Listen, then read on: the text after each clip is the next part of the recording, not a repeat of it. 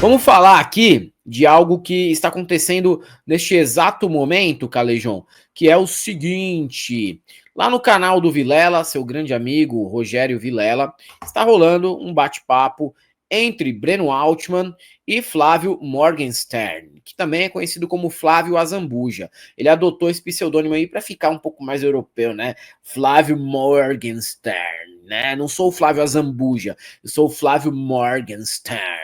E parece que o Breno Altman deu uma chapuletada no Flávio Morgenstern lá no Inteligência Limitada. Não é o vício da internet falar arregaçou, detonou, humilhou, mas é que arregaçou, detonou e humilhou mesmo. Negócios e a criação de bancos nacionais com uma administração democrática.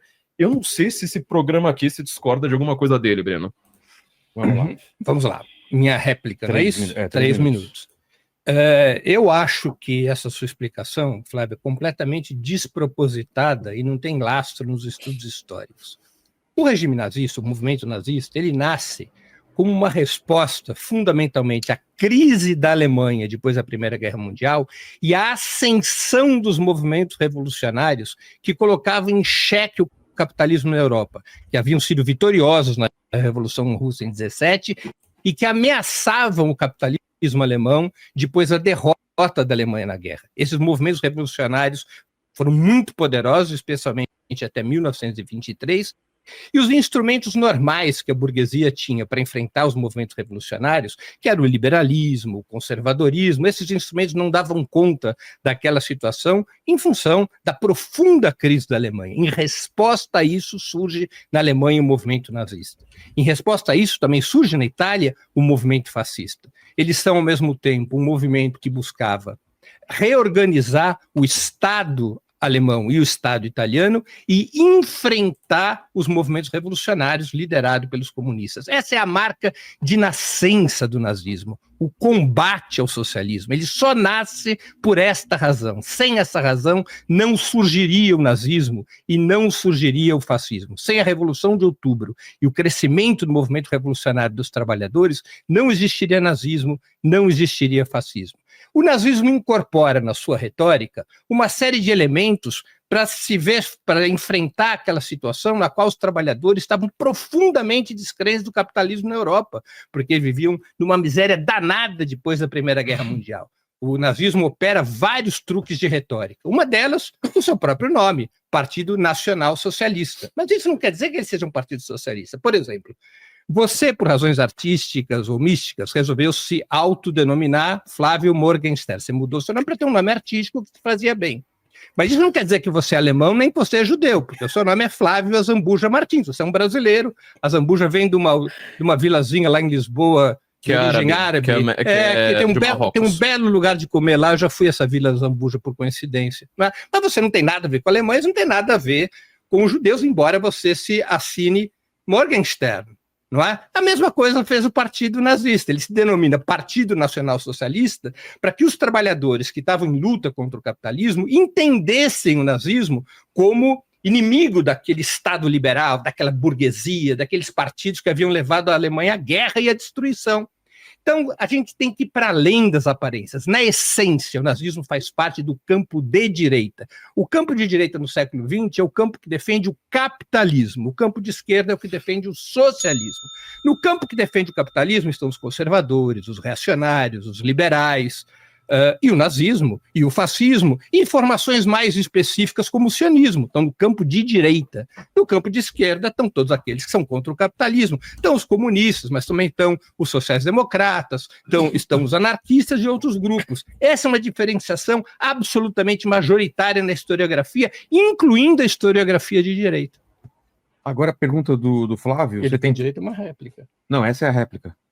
Tá, desculpa. Tá. Agora a pergunta do Morgenstern, defendendo seu direito. Do Flávio. Se você quiser fazer algum comentário, você tem 3 minutos para comentários e fazer a pergunta pro Breno, tá bom? Não, eu queria fazer de novo as perguntas. Qual que foi o primeiro país nazista, nacional socialista do mundo? Quem inventou essa ideia? O primeiro regime nazista foi a Alemanha.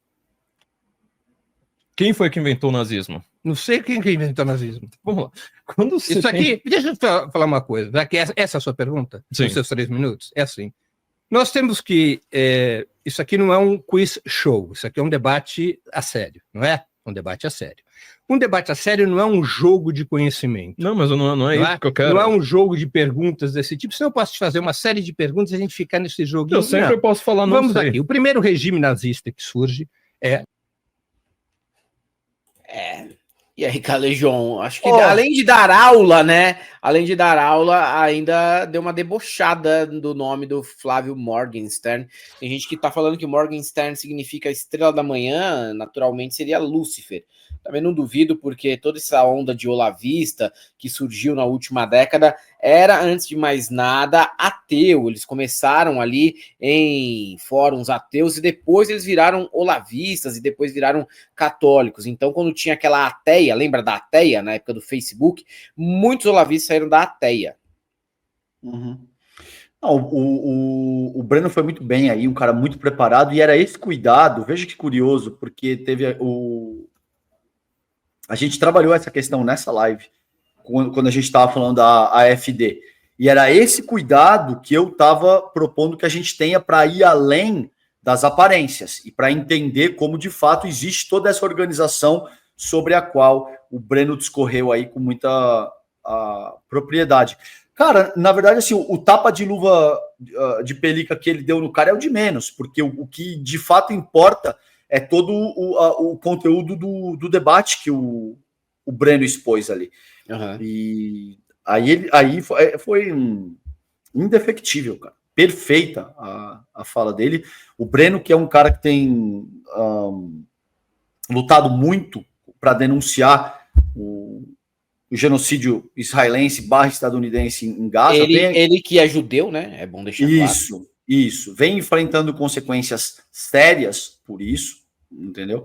E nessa ocasião aí, cara, concordo contigo. Além da questão de botar... Olha, eu vou te mostrar aqui como nem sempre o nome corresponde a efetivamente a substância do que... de como a coisa está constituída. Era isso que eu estava tentando dizer antes. Eu nem sabia que você ia rodar, porque pode parecer combinado. Aí eu não sabia que o Helder ia... Não, na verdade surgiu, né? Na verdade surgiu o tema aqui. Nem foi por conta sua, foi por conta de uma das nossas espectadoras. E eu já tinha esse conteúdo na manga. Resolvi aproveitar que o debate já tinha surgido e colocá-lo aqui. Uhum. Exatamente isso. Era por isso que eu estava dizendo anteriormente que a gente tem que ter um cuidado com a associação que foi feita ali com a AfD e como de fato existe todo um processo histórico que organizou a composição da AfD exatamente. É óbvio que o Breno, na fala dele, ele volta 100 anos no tempo. Eu estava falando de 2013, o Breno se refere ao século anterior e principalmente como esse processo se dá com base na frustração que o povo alemão sofre depois da Primeira Guerra Mundial e em ampla medida também durante a própria República de Weimar e tal. Então o Breno é um craque, você vê que o cara fica desconcertado ali, meio que tipo, puta que pariu, azedou a porra do pé do meu frango. Se tivesse um botão ali de emergência que ele bate na cadeira e some. Tipo, cara, esse aí é um olavista clássico, um dos primeiros olavistas. Eles têm muita autoestima, né? Eles acreditam que sabem de tudo, que podem se preparar, que eles vão pegar os caras de curva. Só que eu queria fazer um desafio ao Flávio Morgenstern, a quem quer que seja, mas que chama o nazismo de uma ideologia de esquerda. Eu queria fazer um desafio, um só, cara. Chega ali, numa reunião de neonazistas, pode ser onde for. Pode ser aqui em Carapicuíba, tá, galera? Pode ser. Não precisa ser na Alemanha, necessariamente. Chega nos caras e fala, vocês são de esquerda? Vocês gostam do PT? Faz essa pergunta lá, mano. Eu sei que você não vai conseguir trazer a resposta pra mim. Talvez você morra ali mesmo. Mas faz a pergunta. Já que vocês têm essa dúvida, faça essa pergunta. Vá lá. Vá ali na Alemanha, principalmente. Vá lá na Polônia e pergunte para um nazista se ele é de esquerda, se ele apoia políticas de esquerda, o comunismo. Não sei se vocês vão voltar vivo para contar, mas eu acho que é uma forma de tentar saber e sanar essa dúvida que vocês têm. É uma dúvida que vocês têm há muito tempo. Se a gente for levar tudo ao pé da letra, o PSL, antigo partido PSL que se fundiu com Democratas e formou União Brasil, Ele se chamava o quê? Partido Social Liberal. Qual o governo que tem um programa mais social liberal no país? Qual que é? É o governo do Lula. É o que mais chega perto do social liberalismo. Né? Tá ali entre social-democracia, social-liberalismo, mas não é o PSL, muito longe disso. Se você levar o pé da letra, o PSL era de esquerda. E por isso a fala do Breno é importantíssima, porque ele explica exatamente que isso acontece com um propósito. Não é uma... Ah, a gente não entendeu. O progressistas, Helder, progressistas, porra! Não dá, né? O republicanos. Republicanos, também, cara. Republicanos que é tudo menos republicano. É isso. O partido liberal, que poderia ser PN ao invés de PL, certo? Então, pergunta, cara, por que toda vez que é preso alguém vinculado ao neonazismo, em células neonazistas, o cara gosta do Bolsonaro, o cara gosta de políticos de direita, Donald Trump? Por que será? Que coisa estranha. Por que nunca prendem um elemento ligado ao neonazismo que o cara é fã do Lula, bicho? Que o cara vota no PSOL? Não tem. Nunca vai ter. Por um motivo óbvio. Um motivo que você pode perguntar para quem quiser. Você pode ir lá no Museu do Holocausto e vai estar lá explicado que não é uma ideologia de esquerda. Não é. Não é. Absolutamente não é. Vocês continuam com essa ladainha. Por quê? Porque vocês têm vergonha de ser o que vocês são. A verdade é essa. Já começa a vergonha de ser quem é a partir da mudança no sobrenome. Eu não sou um Azambuja. Eu sou um Morgenstern. Eu quero passar a impressão de que eu sou alemão. Já começa aí a vergonha de vocês. Depois vocês têm vergonha de estar num campo que dentro dele tem o nazismo, que dentro dele tem o fascismo. E isso é certificado historicamente por qualquer pessoa minimamente séria e não precisa ser de esquerda.